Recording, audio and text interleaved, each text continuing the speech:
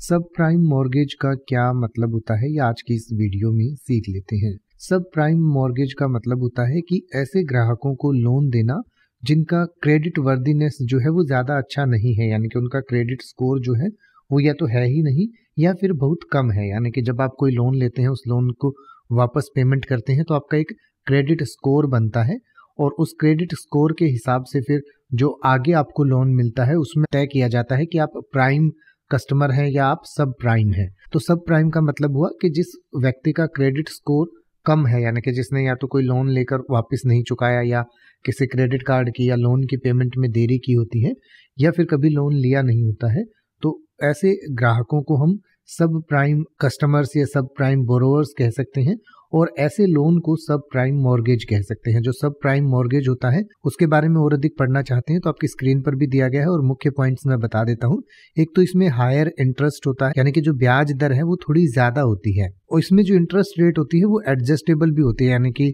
जो लोन का समय या लोन के टर्म के अकॉर्डिंग इंटरेस्ट रेट जो है वो एडजस्ट होती रहती है, यानी बढ़ती या घटती रहती है। इसके अलावा डाउन पेमेंट्स की इसमें रिक्वायरमेंट रहती है, क्योंकि अगर कोई भी जो प्राइम मॉर्गेज होता है उसमें कई बार पूरा लोन दे दिया जाता है 100%, लेकिन इसमें जो बोरोवर है उसको कुछ ना कुछ डाउन पेमेंट ज़रूर करनी होती है।